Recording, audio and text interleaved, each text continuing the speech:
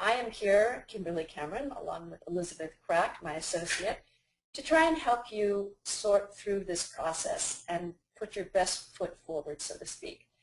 We really want you to succeed, and we know how difficult it is to write. It's a lonely profession, and funny enough, being a literary agent can also be a lonely profession, and we want to be here to help you in any way we can to make your work kind of shine.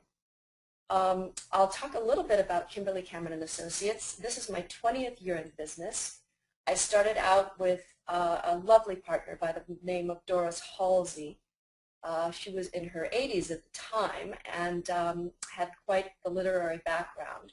Her husband, Reese Halsey, represented people like Upton Sinclair, Henry Miller, William Faulkner, and it was quite a lovely boutique sort of literary agent that I was able to come into and start working with. I was a publisher before that, so it's a good thing for a literary agent to wear two hats. I kind of see the publishing side of things as well as the literary agent side of things too. She died in 2006, and I changed the name to Kimberly Cameron and Associates in 2009. And she gave me permission in a dream. So that's how I felt good about that. And we have continued to take that tradition with us as a boutique agency specializing in great writing. That's really what we are looking for. We've grown over the last couple of years. We have 5 agents now working all with us together. We were all in New York in June for the Book Expo and saw about, I think, 80 different editors in 4 days. So when we go to New York and see the editors, we try to make sure we see all the right editors, and that way we can curtail our submissions to the right people. We also have 4 interns working with us, and they get summer credit, and sometimes that's how they become agents. Elizabeth is an example, right? Yeah, I started out as an intern here. I originally came to book publishing as a writer, wanting to get closer to the industry to get myself published, and then found it was a very good fit for me as well. And so I began an internship at Hunter House Publishers in Alameda, publishing self-help type books, and then I wanted to get the perspective of the agent. And just now that I've become an agent, I've stopped writing altogether, unfortunately. But you know, it's always in the back of my mind. But it's really lovely to be able to help people fulfill their dreams and get published. And so yes, I started out as an intern here, and then left in search of full-time work, possibly going to New York. And Kimberly called with that magic phone call and offered me a position as an agent here. So it's been just great to be mentored by Kimberly. There's nobody like her in the business. So it's just a real honor to be here and to be working with you and presenting this. Yes, I'm very happy to be doing it too. So let's get into the nuts and bolts here. When we say emails hover at constant 300 to 500 emails, that is true. We are really looking at that kind of, what would you say, volume, yeah. Right, all the time. And in fact, you know, I do travel to Paris and come back sometimes, and there are vacations, and agents have lives too. And sometimes I can get up to, in fact, I had 4,000 at one point, and I finally had to just go through and with an intern here and just really get them down. So the day in the life of a literary agent is really, we don't read here. we can't. We have too much work to do in terms of looking at that screen all day, putting out fires, holding the hands of writers that are in trouble or stuck or not happy with their covers or not happy with their editors, or any one of those things can happen. So we kind of look for those fires we need to put out as soon as we get in the office. And then we do read some of the emails during the day, but our reading, seriously, of projects we think we're going to take on is really at night and on the weekends. So that's just what you should know about how we work. We don't just take your work and not take it seriously. We really do need you. We need good work that we can present to the editors that will keep our reputations going, that we present great work. And I'd just like to pipe in that 300 to 500 emails is per agent. So this is not, it's not agency-wide. It's this, my inbox is always hovering around 500. Kimberly's, Pooja's, Ethan's, and also Amy's. So we have an inbox too that we're trying to get through, that we've kind of discontinued that particular box. So, these are, really thousands of emails, and so, we're really kind of overwhelmed most of the time, quite honestly. When Elizabeth put this beautiful presentation together, it says most authors try too hard or too little. I mean, I've had some doozy query letters over the years, and I'm going to share a few of them with you because you probably won't believe the kinds of things we get. I mean, I get things that say, hey, knucklehead, how much jingle can you get me for an advance? We don't take those queries very seriously. The ones that too little, they say to whom it may concern. They don't take the time to address it to me. This one said, this is your lucky day. This letter will get you the promotion that you've been dreaming of. By the way, you look gorgeous this morning. Now stop thinking about the sex you had last night and concentrate on this letter. Oh my God. I mean, this is not something that I take as funny, really. I mean, I am really trying to have a business here, and these people that try and give you these gimmicks and try and come at you a different way, it doesn't really work, and that's really what we want to tell you. I mean, we're really looking to start a business relationship with you. And one of the biggest points that I would like to make about submission materials is that the way that you stand out to an agent is by being brief and professional. And because you'd be amazed at how many gimmicky query letters we get, how many quirky people trying to be quirky and stand out and kind of market themselves. The bulk of what we see is like that. So when you get someone who's straightforward and brief and professional, you stop a moment and you're like, wait a minute, I need to look at this. This one's standing out to me amongst all the others. So because the writer has done their homework, they've given it to a certain person in this agency, and they have done the homework of saying, oh, you published this person, or you published this person, I really enjoyed that book, or I met you at this conference. I hope you are all going to as many conferences as possible, because that's how you meet agents face to face, and that personal relationship really seems to work. It makes a difference to me. Most of the people I sign I've met in person because I like people, or well, I sort of like people, but I like authors, and I like to make a personal connection, and then my authors become my best friends and all that good stuff. So, do you want to read another couple of query letters? Well, or you want to? Yeah, I'll do one more here. This one says my 379,000 word novel. And goes on, and then it says, the last paragraph, I haven't written the book yet, so I will need an advance of at least $125,000. And then the PS says, if you want, I can rework the novel to be about zombies. I mean, I'm not going to take that seriously. I'm just not. We really want you to succeed, and we're here to help. I'll just put it that way. So we're going to go through some of these ways of getting our attention. I'll put it that way. So let's go to the next page. Okay, and just to start off, the query letter, your synopsis, and your book proposal. Book proposals are for nonfiction writers, and the query and synopsis are for fiction writers. Actually, nonfiction also needs a query, but these are the main materials that you're going to be requested by an agent. So let's go on. Okay, the perfect query is single-spaced. I don't like 2 or 3 pages because I don't need it. I really want to have in the body of the email, in a standard business letter format, just as it says, briefly, to me, dear Ms. Cameron, which is a nice way to start a relationship with someone. First of all, I'd like to know the genre that you're writing in. Everybody should really know what your genre is, because that instantly gives me a category of what I'm going to start looking at. And sometimes, the category just isn't right for me personally. So this is something we will be talking about at the end. But when you get rejected, don't feel that it's personal if you can, because sometimes I've just signed a mystery and I don't want to do another one that's similar to this. So what the genre does is just gives, oh, we're looking for that genre. A lot of this is timing. Just having the planets line up and getting your agent is timing. So when you get those rejections, just keep going, because you will find the person that the timing is right. So the salutation, please do be formal, dear Miss or Mr. Vaughn. Yeah, whoever the yeah, one man in this agency. And be sure the agent or agency handles your genre. We sometimes get queries that says, Dear Miss Cameron, and 185 more. That's not a letter we're going to take very seriously. We do realize that you're submitting to other people at the same time. You must do that.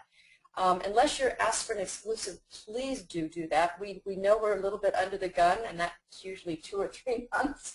But we try to get to them as fast as we can, but we don't want to know that you're just sending it out there blindly. And we'll go into that on another page. Yeah, we don't, no chain letter kind of queries, because our interns will delete those. We really don't give those much weight if you haven't done your homework. So anyway, next slide here. Okay, the perfect query. The introduction in 1 or 2 sentences. Like I said, please give the genre, give us the title, and do work on your title, because the title is important. Sometimes those titles go all the way to the book. And if you have a great title, I always circle it and I put great title. Please do give us the word count, because sometimes, like I said, I just showed you we had 375,000 words, which is really 3 volumes. What you're shooting for and what the market wants right now is under 100,000, unless you've already been a bestseller. It's very difficult to sell a manuscript that's over 100,000 words for a debut author, especially.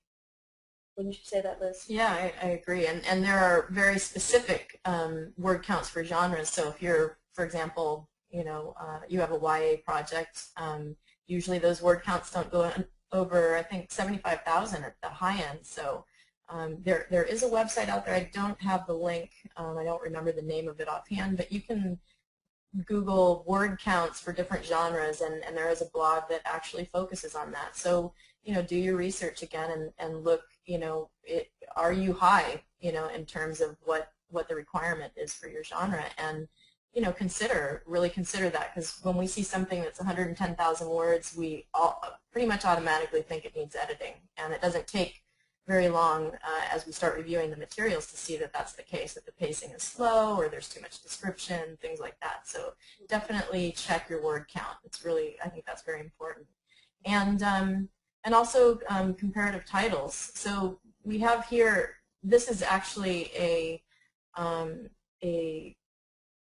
query letter that, or actually a pitch letter that I wrote to an editor, but this is also what I like to see coming into me. So I like to see, very short query letters, and this is a good introduction, which gives the word count, title.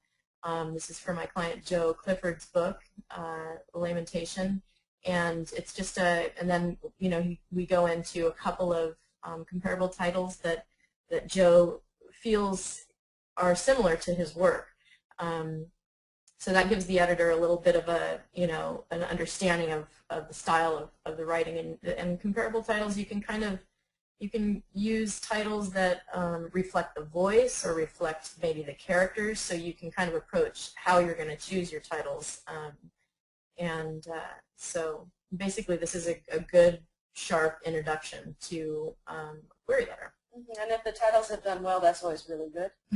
Yeah. Out there in the marketplace. So if you can find some comparative titles that have actually been bestsellers or done very well, that will always get our attention, because, we all want another one of those. Right. So, okay. All right. So now we'll go to the summary. Again, we don't need a lot of words. We don't need the whole story. We really just want to have an overview of what this story is about. For me, theme is a really big thing. I would like to know the theme of the novel. I want to know that there's a big theme that is in this novel, and that there is some conflict, and that the characters are interesting, but you don't have to tell me all about them, and that there is an interesting setting and a good premise. And in this example that Liz found, this is terrific. It just tells exactly what's going on, straight to the point, and that's exactly what we want. Yeah, you've got the setting there, you've got the 2 main characters, you've got the conflict, and so I think we'd like to see these really short. Again, we read for a living, we're constantly reading, And with query letters, if they're longer than a screenshot, I skim. I skim down to the bio. I also, kind of go for just a quick shot of what the story is about. And we do at this agency, I'd like to say, we definitely understand that query letters and synopses and book proposals are not always, these are not creative pieces of writing exactly. They're technical pieces of writing, and they're very hard for authors. So the more work you can put into it, the better. And we are understanding, and we often just go straight to the material and pop open the writing and see is the writing there. But other agencies don't necessarily do that, and a lot of agencies also have interns that are looking for a reason to reject your materials. And we train our interns here to look at the writing itself and to kind of excuse the one typo they see. I mean, obviously you don't want to have a typo in your query if you can avoid it at all, but we don't hold it against you, but other people definitely will. So the more effort that you put into your query letter it's just very important, to get your work requested. And so this is what you're supposed to do, and I'll just give you another example of what not to do, and we put this in the wacko file. It says blank blank begins in this theme, and then says maybe that'll grab you. Well, if it doesn't, that's my tough luck. How the hell am I supposed to tell you about my whole novel in one damn page? And who dreamed up the bright idea of query letters anyway? I mean, the book's already finished, blah blah blah, as if that matters. Christ, this isn't working. How about if I tell you about blank blank like it's a recipe or something? Maybe that'll make you hungry for more. That got thrown out big time. So, that's you just can't believe. I just really want you to know what our days are like here. They can be really crazy. Yeah, they really can. Yeah, you got to leave your ego at the door, and if you've been locked up in your house for too long, go outside, walk the dog, play with your kids, and then write your query letter. Exactly. And your author bio is really important to us too. We really want to know a little bit about you as a person. Doesn't really matter if you have an MFA or not, but if you have a writing-related degree, that's great to know. Have you been published before in any capacity at all? We're talking about magazines, articles, you're a newspaper reporter, anything that you have written. And again, it's not a necessity. But if you have any kind of job or you've been in the publishing business or anything like that, that just is good for us to know. And again, it's just straight into the point. We don't need a lot of information about your dog and about your wife and about we do get a lot of that too. It's like we really just want to know about you, the writer. Yeah, and again, these examples for the query letter are actually from a pitch letter that I wrote for my client Joe Clifford's book. But this is exactly, the queries that come to me should look exactly the same. And this is actually an edited version of Joe's bio, and he's got a lot of, he's been published a lot of different places. He's very involved. He's socially networking like a madman. He's probably my best self-promoting client, so he's pretty amazing. But in the event that you do not have the kind of background and write yet that Joe does, simple works as well. So this is another client of mine who she doesn't have any kind of background. She's just getting active on social media platforms, so a simple 1 or 2 lines is fine as well, because we do represent a lot of debut authors and that aren't all over social media just yet. They don't even have websites up.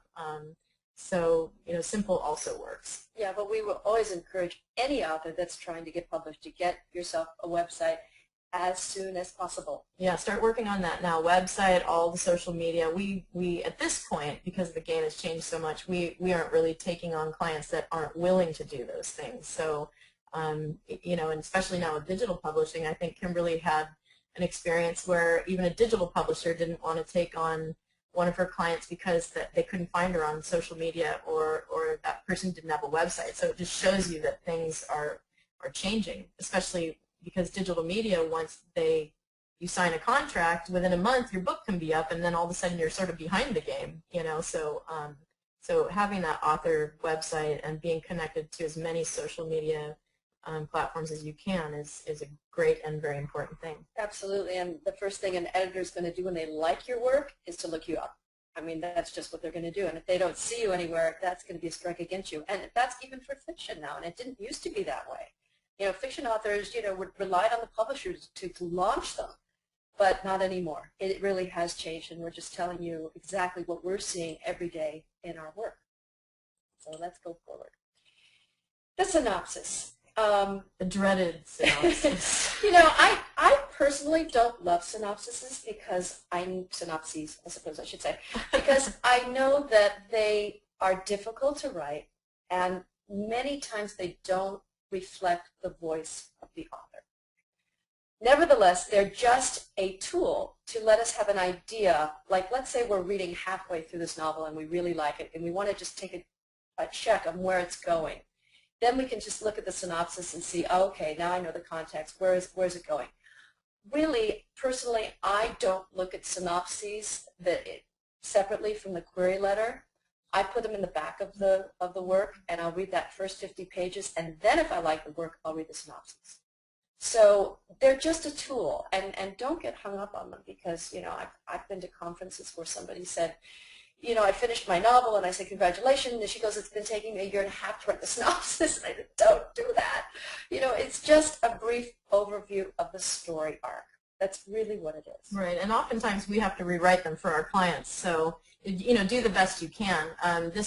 The samples that you're going to see following this are actually, my client Jim Satterfield is going to be presenting on writing the synopsis, so I kind of looked at his you know, his layout for how to kind of tackle that, and so that's sort of what I've put together here. But basically, I mean, there's two schools of thought on the synopsis, and one is that it should be single-spaced, and one is that it should be double-spaced, and I don't think we care either way. I think it's easier to get everything in single-spaced, one page only, but I think, you know, some authors are hearing that they're being requested double-spaced. So I think it can work either way. So, and I think this particular structure will help you to follow, you know, either single or double space. But basically, economy of words is really important, and basically the synopsis is really, yeah, like Kimberly said, a brief overview of the story.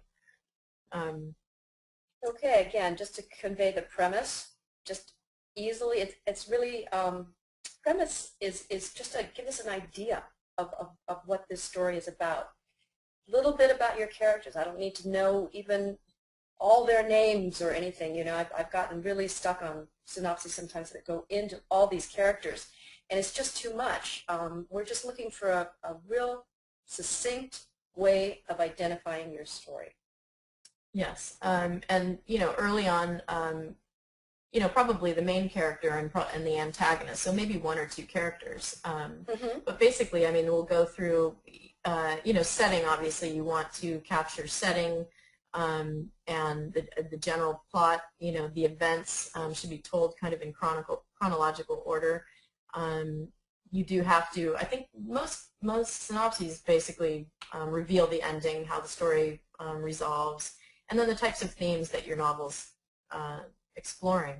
And so what we've kind of put together here is, you know, how to tackle the first paragraph, the second paragraph, and the third paragraph. I mean, obviously you can have 4 paragraphs, but in general, in this sort of 3 kind of structured example, it will help you maybe to kind of organize your thoughts around your own story. So with the first paragraph, you might bring in the premise, which is kind of like the hook, the protagonist, main protagonist, bring the setting in and inciting incident and conflict. And this particular example is one of my client Jim Satterfield's story about Sitting Bull, or Sitting Bull's last it's not his last stand, his the last war he was in, I guess, basically. So you kind of, you know, right away you get the sense of the setting, the main character, and the conflict that he's you know, facing. So in this next slide, this synopsis, the composition part of it, paragraph 2, you introduce the antagonist here and other supporting character, complications of any kind, and a little bit of a plot twist. And we're not going to go through this word by word because this is for you to kind of just have an example here. But and then the third one is it resolves the conflict, it reveals the protagonist's character, arc, and themes. So this is just a really good example of a strong synopsis that we really liked. And we just hope this helps you in some way. So it's pretty simple, really. It's not that hard. Okay, so now we're going to go into nonfiction, the book proposal. And book proposals are really a what would you call them? There's a pattern for a book proposal. There's a template that you have to use to really have it look professional. Of course, it has to be double-spaced. It has to demonstrate the saleability of your project. And that means this standard template document includes the cover page. Neat. Yeah, we'll go through each one. This is the general list here of actually the order in which your book proposal should appear. This is the way I like to see them, and this is what I suggest for my clients that are writing book proposals. But this is actually the order that I like to see book proposals in, and we're going to go through, pretty much each page of the book proposal, and probably I would say the overview and the marketing sections are probably two of the most important sections, and maybe even the most difficult to write. But in general, if you have a book proposal that covers every one of these points and it's fleshed out well, you're going to have a pretty sharp book proposal. Mm-hmm. It's really a good template. And again, these are just for nonfiction. For fiction, you don't need a book proposal, and sometimes we get those, don't we? Yeah, sometimes people don't understand that you don't need a book proposal for a fiction book, and they will develop one of these, and it's just not necessary. We don't need to know that whole marketing scheme, except if you're doing comparative titles, that's fine. And more of those fiction queries should just be much more of a letter. Right. So here we have the book proposal cover page. So again, on your cover page, you're going to want to list your genre, which is up here in the corner. If you can see this, women's fiction, 85,000 words, so that's great. The title and the author name, and then contact information. I just took this example off the web, so it's not one of my clients. And of course, it says women's fiction, but we're talking about nonfiction here. Right. Oh yeah, good point. See, there is a good oversight on my part in the genius of my PowerPoint creation here. So I was so proud of. But it looks very nice. But we do want just nonfiction for this. Yes. Is all nonfiction. Yeah. Don't pay attention to that women's fiction part. Yeah. So basically, the title, the byline, and your contact information. This is sort of the general way that we see cover pages look, and so that's sort of a good example. Every book proposal needs a book proposal table of contents, which is different than your book table of contents. So to start out your book proposal table of contents, you're going to list your overview, competitive, comparable titles, audience marketing, promotion, author platform, and then the page numbers over here. And this is maybe something that you want to do toward the end, because maybe your page numbers are going to change, in length or something. So you just, as you finish your book proposal, go back and double check that the page numbers are aligned with your book proposal table of contents, but also make sure you have page numbers. A lot of people submit manuscripts to us that do not have page numbers, which is really, it drives me crazy. And when we try to print them out, they don't go in the right way. We have to put them together like a puzzle, and sometimes they go on the floor and we have to pick them up and then they get mixed up. So it is a nice tool for us to have as well. I would say also on this page, Liz, the chapter by chapter summaries and then the sample chapters. I like 3. Some people say you can do 2. I call it, there's 2 things I like. I like the 3rd chapter, and then a number 10 that we don't have on here, but I'm going to just add off the top of my head, is I like a conclusion. I really like, I call it the slam dunk, to use a basketball expression. I really like the conclusion to tell me, again, why you've written this book, why it's important, and just sum up the book proposal so that somebody says, wow, that was really thorough. And that's what we're going for here. And I should point out, as I'm looking at this particular table of contents, it's really the layout to pay attention to, because I think the previous slide, which I'm just going to go back to for a half a second. Oh, no, I'm not. No, the previous slide. This is more the comprehensive look here of all the points in the book proposal. And so you can see that a few of those points are missing in this particular slide. So this is really just a layout. You know, in terms of layout, this is what you should be looking at. Kind of your formatting, I guess, is the right way to put it. So moving on. Overview. Again, double space it, please be, and also please don't do anything than 12 point. Yeah. Anything less than that. It's really hard on our eyes. So we do get things that when you print them out, they're just tiny, and it just doesn't work. So if you could pay attention to that, that would really help us. 1 to 2 pages maximum on the overview. Again, we just want the overview of this proposal, of what it is. Yeah, and it's the overall view of the project, and I did a little bit of research to put this together, and I think some people suggested that you write it at the end once you've got everything else in place, so that you just have a very comprehensive understanding of the structure of your project, because you are going to be because part of it is talking about some of the structure and how the book itself is laid out. So and so these next couple slides are really how to tackle each part of the overview, or kind of making it more of a linear process, and so that you can try and create a good, strong overview. So in the introduction, basically, it's written like back cover copy. It's kind of like a marketing piece. It's like in this first paragraph, you want to hook them. It's attention getting. You want to use statistics to make your case, and it should be one paragraph. So you're really, one of some of the research I did suggested that you look at back cover copy and get a sense of how back cover copy is written, so that you can kind of approach this first paragraph in that same way. In this particular book example, it was a book I worked on for Hunter House. I may even have drafted this particular copy before the editor or the publisher kind of smoothed it over or whatever. But it's basically a book about how to move in with your boyfriend and not break up with him. And so this is sort of like a little catchy way to launch into what the project is going to be about. And if you're good at this will maybe end up on the back of the book. I mean, right. We've seen that happen many, many times. So the harder you work on your presentation, there's just so many times it's been so good that we pitch it to the editors like it is, and then they pitch it to the sales, marketing, and publishers, and they just use it. It is it's a cut and paste, basically. And that makes everybody's lives simple. Right. And they always like that.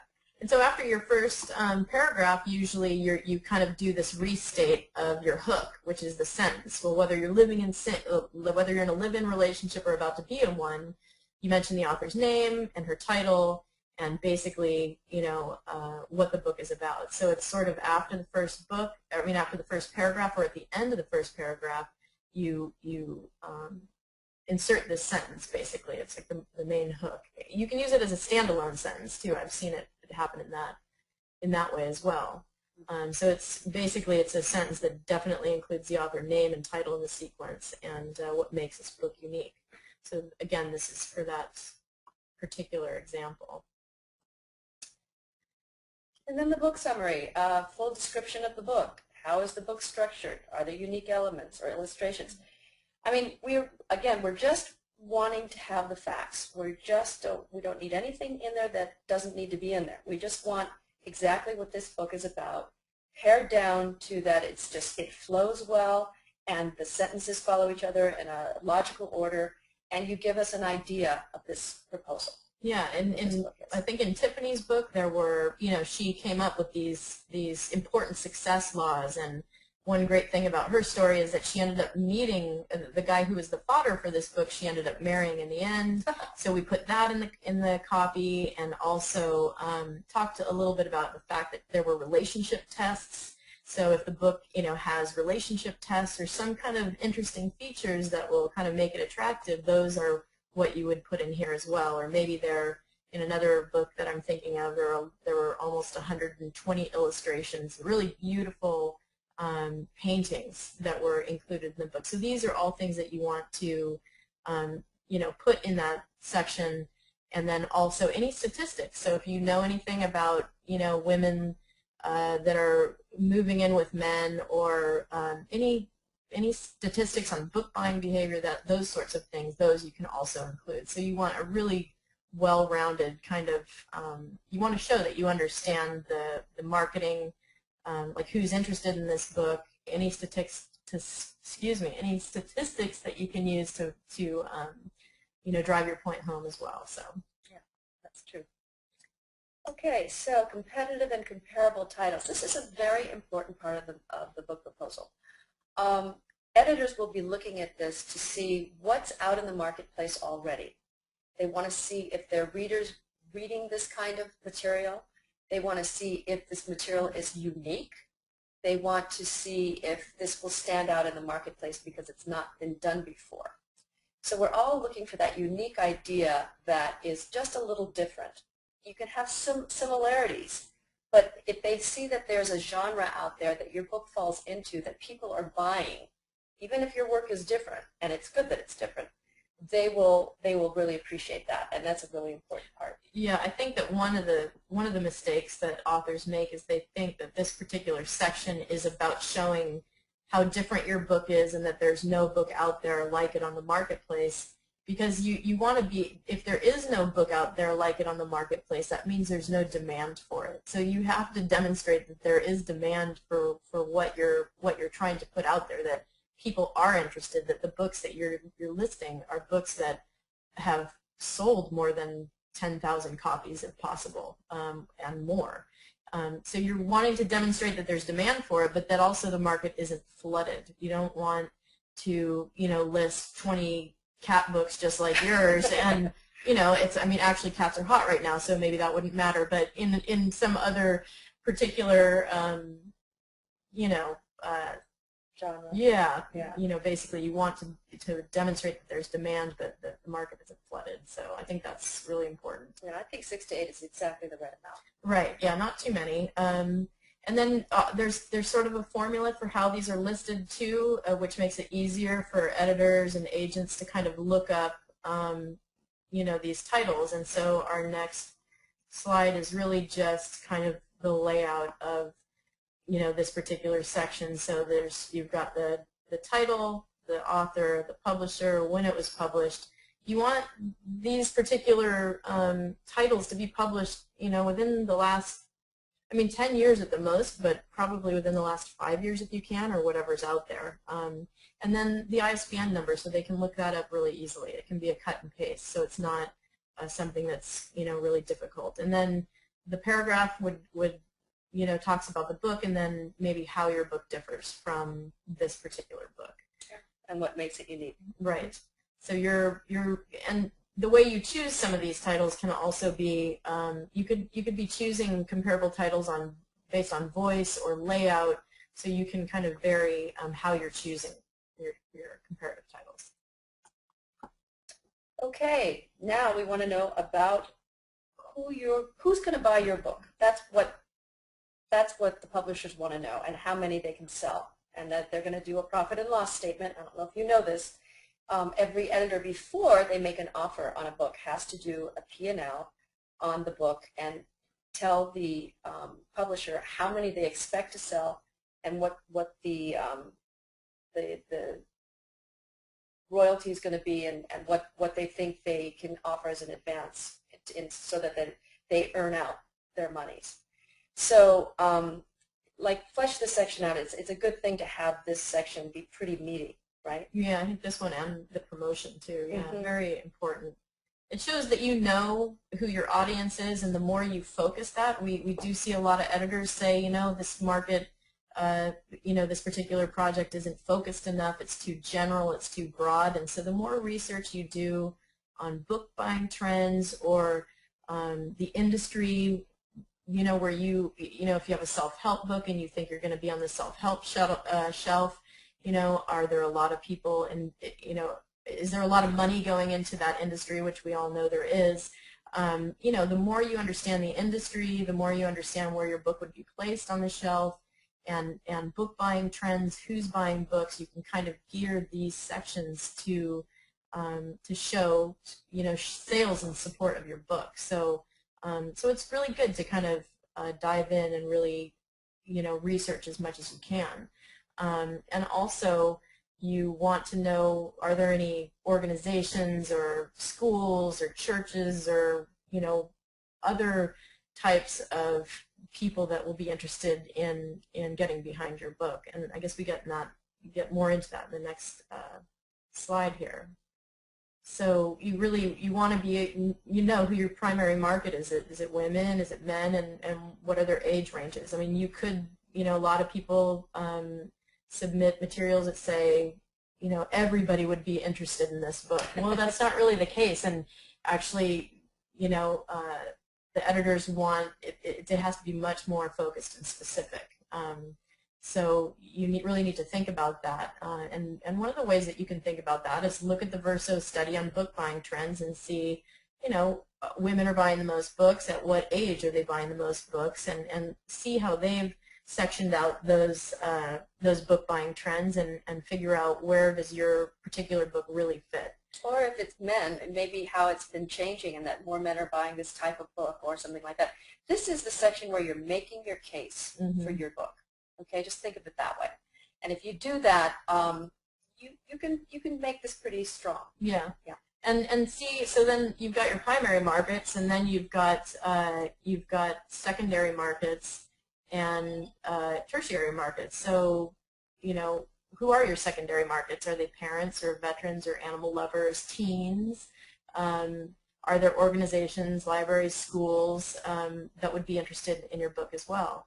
So really try and flesh out as many people as you think would be, are environmentalists, would they be interested in your book? So really try and flesh out these sections and list as many different types of markets that are appropriate. So now we're talking about the author bio and platform.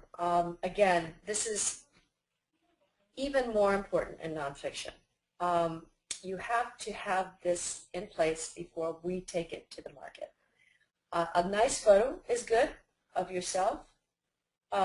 This can just be one page.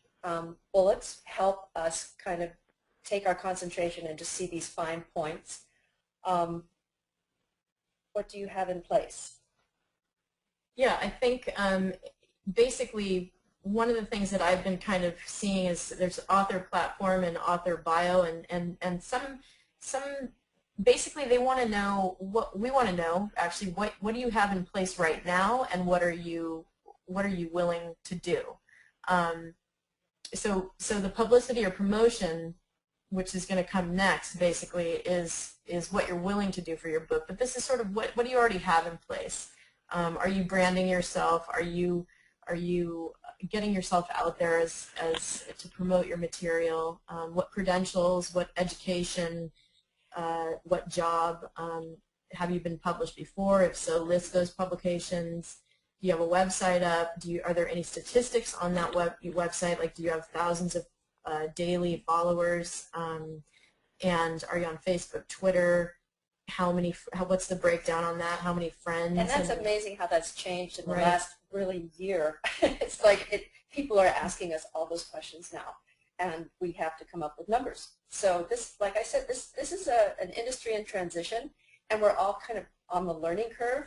But this is why we're doing this for you, because we're telling you what we are expected to come up with, and that's why we're hoping this is going to be helpful to you. Yeah, a lot of people are missing some of these pieces of information and not up on the latest social media things. But we get things back from editors that are asking us, are they on Instagram and Wattpad and YouTube, and so these are things that you should be considering now as you're putting your proposal together, and really just trying to think of as many things as you possibly can to put in this section. Do you speak at conferences now? How many a year? What is the attendance of those conferences? So really just kind of think about your life and your situation and the people that you know, and really flesh this section out in the best way possible. And when we see this and that you've done this kind of work, we really take your proposal. We say, if it's not the right project or the right subject or whatever, but we see that you've done a real professional job, and we'll probably tell you so. Okay. Again, same thing, what will you do to promote your work? That's really what they want to say. Social media is everything these days. You know, the industry has changed so much, and I just want to interject here because this is a little bit telling you all these things, and I want to just pause for a minute to say that, you know, when I started doing this business, I hand wrote every rejection letter. Okay, that'll tell you the difference that it had.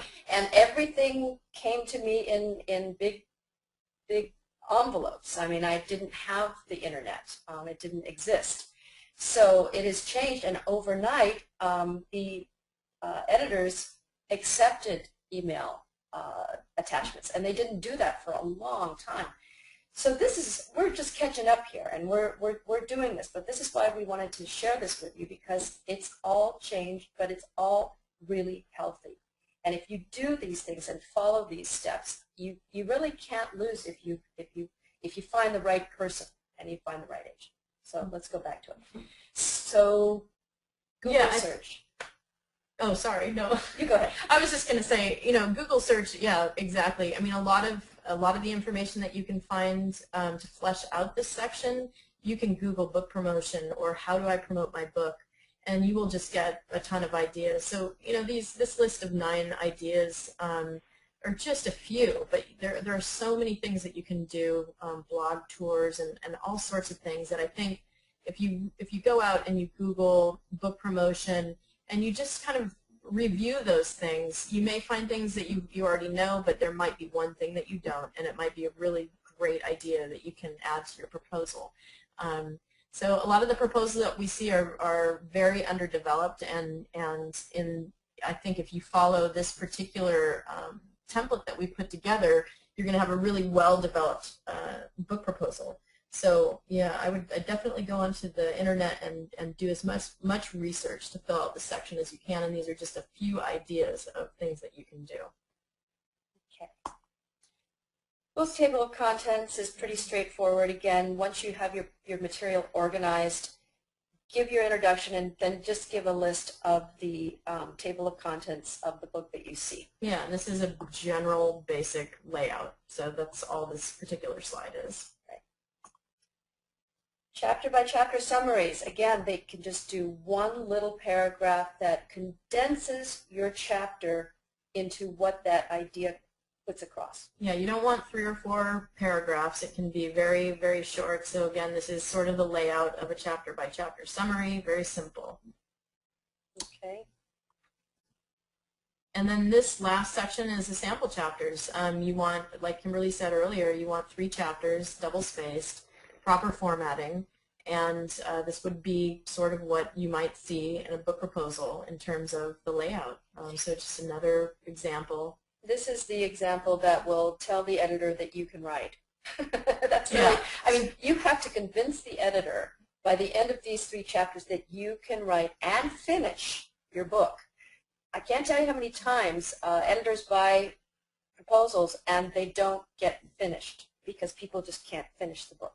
You have to convince them that you are such a good writer and you know your subject that you can push this all the way through, and that's why I really like a conclusion, because it means that you've thought through the whole thing and you've got these 3 chapters and then a conclusion of how you think you would end this book and tie it all in some way. So, and usually you get, what, about 9 months? It can be less probably, but about 9 months to kind of finish a book. It depends on the topic and how willing the publisher is to either move it up or put it. It depends on where they put it in the line. Okay. But this is where you prove yourself as a writer. So get it edited, go over it. A lot of times we have to make sure that you can write here. Yeah, don't be afraid of freelance editors, because you don't get that many shots with an agent. You know, an agent may let you resubmit if you work something out, but at some point, you know, you're going to have to move on. So I think, you know, definitely going to a freelance editor is very helpful. Right, and also that goes with fiction as well. I mean, it didn't used to be this way. We used to have Scribners. I used to know editors that say, "Oh, I love this. I'm gonna buy it." It doesn't work that way anymore. They have to go to the Salesforce and they have to go to their colleagues and make sure 4 out of 5 like it. I just had a book the other day where 3 out of 5 people, it was a yes, and they said no because 2 said they just didn't think it was going to work. and that was heartbreaking. That was after three months. So getting an editor to review your work is a really good idea. Research literary agents. So this is sort of the what's next plan. Once you've kind of completed your materials and you're really happy with them and you think they're good to go, definitely a freelance book editor. I just want to make a point that a freelance book editor, you want to make sure you have somebody who is familiar with the industry. I've seen a lot of things come through editors that they haven't been really looked at in terms of pacing and over description and things like that. So you want to make sure you have somebody who definitely has some books behind them. And so what's next after you've worked on your materials and you're really happy with them? You want to start researching literary agents. Get Chuck's book. Chuck has a book on literary agents out there. Also Jeff Herman's guide to literary agents. You can go through these books. And the AAR, you can write good agents that have sold a lot of work. They all have websites. Do your homework and make sure this is an agent that you actually want to work with. Right. Do they represent your genre? That's important. We get a lot of cold queries for things that we don't even handle, like children's. We do young adult, maybe we will consider middle grade, or one of us will, I think, Ethan. But in general, we don't do children's books, and we get lots of submissions for children's books. So, do your research on that. And then we suggest, choosing 10 agents to submit to. That's sort of how we work with editors. You think 10's a good number, Kimberly? Yeah, 10 or 15. Uh-huh. And read their online submission guidelines, because every single agency is different. Everybody's different. Everybody requires different things. We allow unsolicited manuscripts, so we look for the first 50 pages, one-page synopsis, and the query letter. We're looking to be absolutely stunned by the brilliance of your writing, and that's what we're looking for. And that's why we're open to that. And unlike other literary agents, I must say we are one of the last dinosaurs. We actually try to respond to every letter we get. You can imagine this is a lot of rejections, because those little pearls that come up don't come up that often. And many times it's because the writer is not prepared.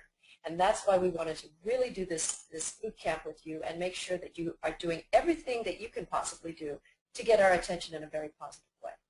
Yes, so... and don't be afraid to take a little nudge with us after 2 to 3 months if you don't. And sometimes, life intervenes, like I said earlier, there's vacations or whatever. And if we haven't gotten back to you, we will feel guilty, and we will, especially if we were interested in it. So we will find your email and say, oh gosh, we got to get on this. Yeah, but not every agency is like this. We're pretty nice, I think. Well, we try to be nice. That was what I always wanted to be, and because we take this very seriously. Facing rejection, it is part of this process. I mean, every single famous writer and author has been rejected over and over and over again. I remember Doris telling me that Henry Miller papered his bathroom with rejection letters. I mean, that's what he did. You can use them for target practice until you find the right one.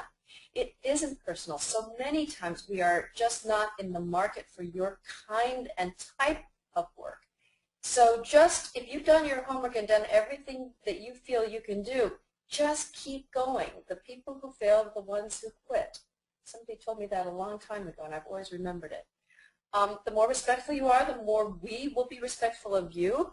And we really appreciate that, because we've received, actually just yesterday we received kind of a nasty email from somebody who didn't even believe we'd reviewed their work, and actually 2 of us had reviewed their work, and I've been told that I'm a waste of a person because I rejected somebody, which is really hurtful. We're people, we're not drones. We try to make the nicest rejection and the most encouraging, and especially if we really like something, we'll say another couple of lines, which we did in this one.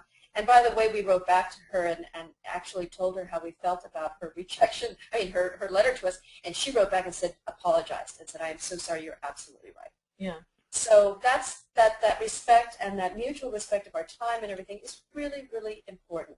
If you're getting the same kinds of comments on your book proposal or your manuscript, you might say, you know what, let me pull this back and work on it some more, or work with another editor, and then resubmit before you get it out to too many. Right, that's what we do as agents. If we submit to 10 editors and 10 people come back with the same feedback that the characters aren't developed or that there's a problem, then we go back to the drawing board. So I think this would be wise for any author, if you submit to 10 agents, and this is sort of the positive side to submitting to 10 rather than 30 at a time, then you have that opportunity to go back and revise and then resubmit or submit to new agents, a new block of 10 with the new material. So definitely take feedback. It's so hard to get in this industry feedback from an agent, and if you get it, you want to be appreciative of that person and their time and their feedback, and use it to improve upon your manuscript. Well, as Otto Penzer is a wonderful editor and was the owner of the Mysterious Bookshop and still is, and a really, really great editor. He said, I want to laugh, I want to cry, I want to get mad. Where does your work stand? How are you going to get me to that one of those emotions? That's what we all want to do when we read something. We want to escape. We want to learn something. We just want something to give something to us back. We want a universal truth of some way. And I think this is Otto's statement was when we were just last in New York in May, and to me this is an indicator of where the industry is right now, that it's really tough to get traditionally published. Everything has to be even better than it was before. You've said that the mid-list is no longer in existence, and so everything just has to be really sharp and pulling on the emotions of the readers. So yeah, and with fiction, I want to also say the thing we heard in New York the most is genre plus. They don't want just one genre. They want a lot of the genres in one, which means the book has to be big and it has to have a lot of layers. So in that, we need to conclude because we actually went an hour. Don't give up, please. We wish you the very best of luck, and we do look forward to reading your work. We want your work, and we want it to be the best it can be.